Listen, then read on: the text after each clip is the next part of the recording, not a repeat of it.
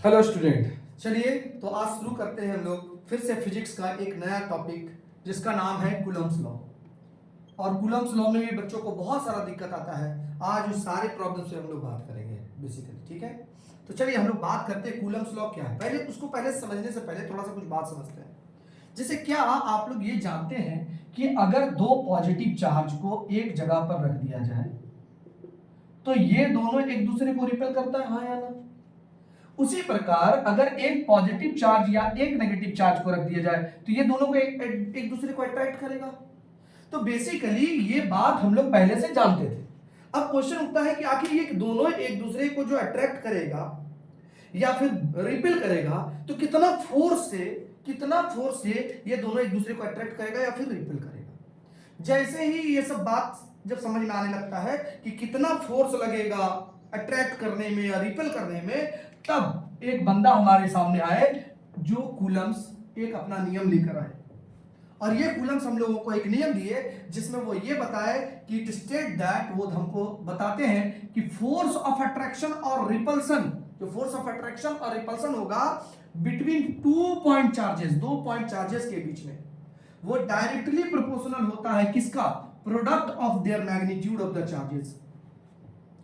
यानी कि चार्ज का जितना मैग्नीट्यूड है उसके प्रोडक्ट का। यानी फोर्स बेसिकली हम लोग क्या कह सकते हैं कि फोर्स जो है वो डायरेक्टली प्रोपोर्शनल है Q1 एंड Q2 का प्रोडक्ट का। सपोज करते हैं हम लोगों के पास दो चार्ज पार्टिकल है Q1 एंड Q2, ये एक दूसरे पे फोर्स लगा रहा है। तो फोर्स के बारे में कूलम्ब्स क्या बताए कि ये दोनों के प्रोडक्ट के मैग्नीट्यूड के प्रोडक्ट के बराबर होगा। ये बात समझ में आ गया कि repulsion between the two point charge is directly proportional to the product of the magnitude, ये दोनों का मैग्नीट्यूड का प्रोडक्ट का, and inversely proportional to the square of the distance. मान लेते हैं ये दोनों के बीच का सेपरेशन r है, तो ये दोनों के डिस्टेंस का स्क्वायर का ये इनवर्सली प्रोपोर्शनल है। ये बात हम लोगों को बताए। अब ये दोनों को जब हम लोग कंबाइन किए तो हम लोग को ये मिला Q1 Q2 by r square. अब हम लोग ये जानते हैं कि जिस तरीके से प्रोपोर्शनैलिटी का साइन हटता है तो कुछ कांस्टेंट आता है। अब यहां पर जो कांस्टेंट आएगा, ध्यान समझिएगा, यहां पर जो कांस्टेंट आएगा वो एक बेसिस हम लोग बनाए हैं कि ये जो कांस्टेंट आ रहा है वो दो बेसिस पे लगाते हैं। अगर चार्ज पार्टिकल वैक्यूम में है, इन वैक्यूम, कहां है? वैक्यूम में। और दूसरा कंडीशन बनाते हैं इन मीडियम, अगर वो मीडियम में है तब क्या होगा? तो अगर वो वैक्यूम में होगा तब हम लोग कांस्टेंट का यूज करते हैं F is equal to constant, उस समय देखिए प्रोपोर्शनैलिटी का साइन हटाएंगे, इक्वल टू का साइन लगाएंगे और इक्वल वो तुम्हारा कांस्टेंट का यूज करेंगे 1/4 पाई एप्सिलॉन नॉट, और इनटू क्या था? Q1 Q2 by r square. लेकिन अगर मीडियम का बात करेंगे तो उस समय पर जो कांस्टेंट लगेगा वो क्या होगा? 1/4 pi epsilon medium into Q1 by Q2 by r square, Q1 Q2 by r square. समझ में आ रहा है सबको? तो ये है तुम्हारा जब वैक्यूम में लगेगा तब, और ये जब है मीडियम में आएगा तब का कांस्टेंट। रियलिटी में कांस्टेंट एक ही है। रियलिटी में यहां पे क्या है? ये E नॉट है। E नॉट का रियल में देखिए वैल्यू क्या होता है? ER into E vacuum. अब ये क्या है? ER है हमारा रिलेटिव परमिटिविटी। रिलेटिव परमिटिविटी को ही हम लोग डाई इलेक्ट्रिक कांस्टेंट भी कहते हैं। ये डाई इलेक्ट्रिक कांस्टेंट कुछ ऐसा समझिए आप लोग कि बेसिकली अगर हम बात करें, पहले इसको समझ लीजिए कि अगर मान लेते हैं दो चार्ज पार्टिकल को हम रखे हुए हैं एक मीडियम में या कहीं वैक्यूम में रखे हुए हैं, तो ये दो चार्ज पार्टिकल को आपस में मिलने से रोक रहा है या फिर मिला दे रहा है। ये मीडियम बेसिकली क्या कर रहा है? ये मीडियम ये दोनों को मिलने से रोक रहा है या फिर मिला दे रहा है। ये बात हमको डाइलेक्ट्रिक कांस्टेंट बताता है, जिसको हम लोग कैपा छोटा सा साइन से डिनोट करते हैं, डाइलेक्ट्रिक कांस्टेंट को डिनोट करते हैं। यानी ER को हम इस तरीके से थोड़ा डिजाइन बना के भी लिख सकते हैं, छोटा के। समझ में आया? ये है हमारा डाइलेक्ट्रिक कांस्टेंट। समझ में आ रहा है? तो बेसिकली ये डाइलेक्ट्रिक कांस्टेंट क्या है, समझ में आया?